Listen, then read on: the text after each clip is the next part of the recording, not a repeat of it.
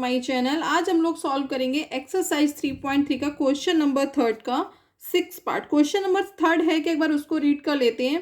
From the pair of linear equation for the following problem and find the solution bye substitution method. हमें ये कोई problems given है ना, हमें इनका सोल्यूशन निकालना है। किससे? बाय द सब्स्टिट्यूशन मेथड से निकालना है। तो क्वेश्चन नंबर थर्ड का 6 पार्ट है क्या, हम वो देखते हैं। ठीक है, तो क्वेश्चन नंबर थर्ड का 6 पार्ट क्या है ये देखिए। 5 years hence, the age of Jacob will be 3 times that of his son. ठीक है, and 5 years ago Jacob's age was 7 times of his son.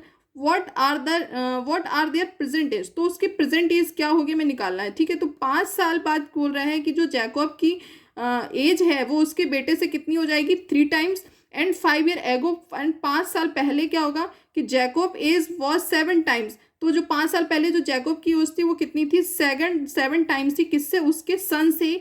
What are their present age? तो उसकी present as क्या होगी, हमें वो निकालनी है। ठीक है, तो क्वेश्चन नंबर थर्ड का 6 पार्ट हम देखते हैं।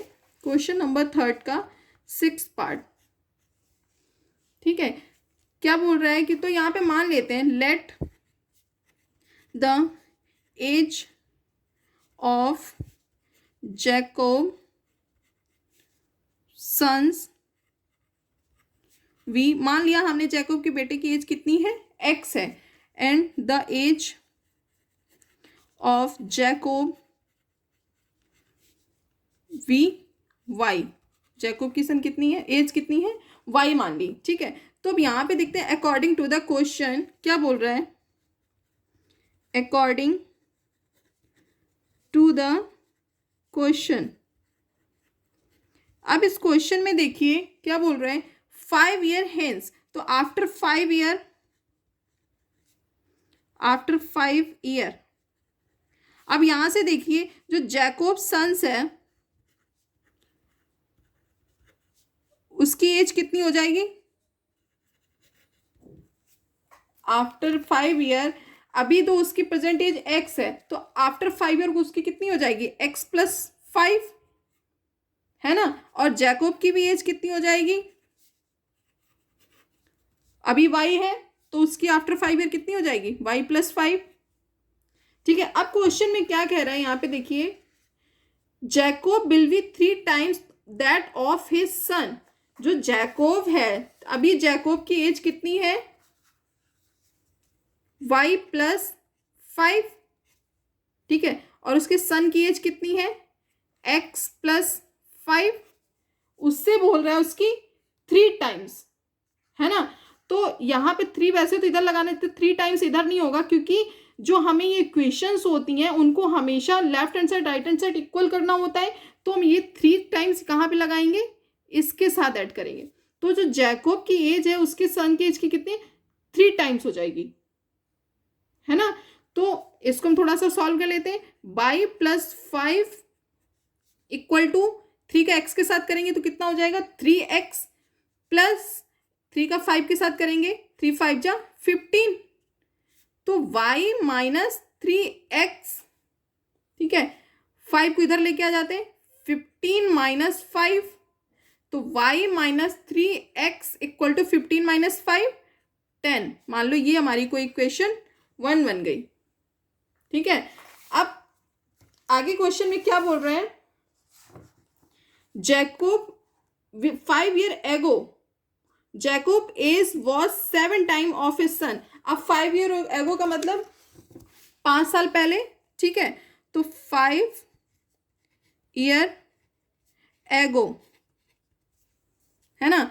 जब अभी प्रेजेंट उसकी एक्स है तो 5 years एगो क्या होगी, जैकब सन की एज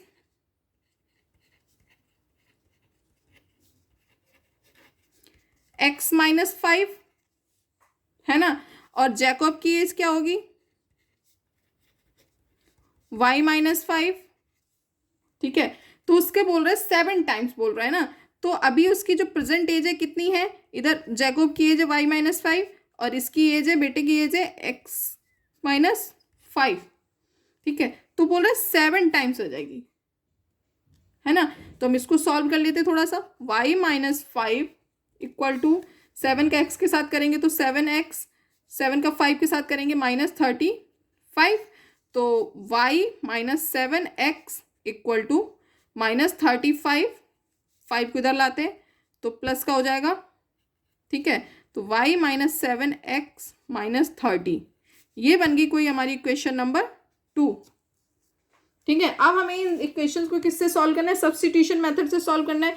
तो यहाँ से देखिए इक्वेशन 1 को तो यहीं पे लिख देती हूँ मैं, y द इक्वेशन 1, ठीक है। यहाँ से हम निकाल लेते हैं, तो यहाँ से y minus 3x equal to 10 है ना, तो यहाँ से y इक्वल टू क्या हो जाएगा, 10 प्लस 3x रख सकते हैं। तो इस y की वैल्यू को हम इक्वेशन नंबर 2 में पुट कर देते हैं, ठीक है। तो यहाँ पे लिख देते हैं, putting the value of y in equation 2, ठीक है। y की प्लेस पे कितना रख देंगे, 10 प्लस 3x, है ना। तो यहाँ पे रख देते हैं y की प्लेस पे, y की प्लेस पे यही है ना, तो 10 प्लस 3x माइनस 7x है तो ऐसे ही लिख लेंगे इक्वल टू -30, ठीक है।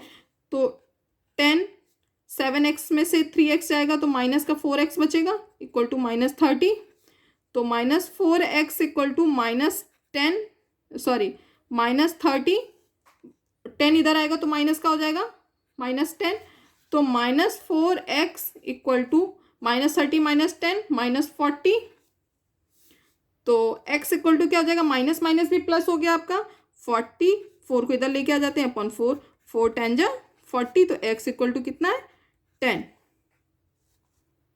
ठीक है। x इक्वल टू कितना आ गया आपका 10। अब इस x की वैल्यू को फिर से इन दो इक्वेशन में किसी इक्वेशन में पुट कर देते हैं, ठीक है।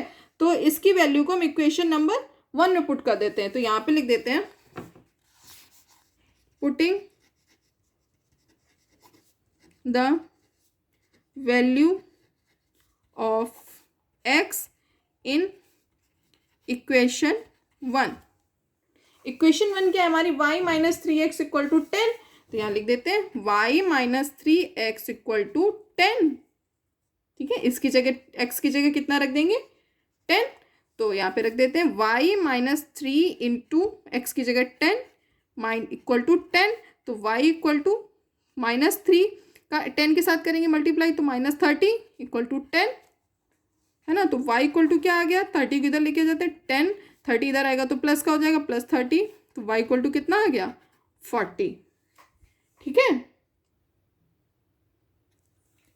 तो यहाँ पे देखिए प्रेजेंट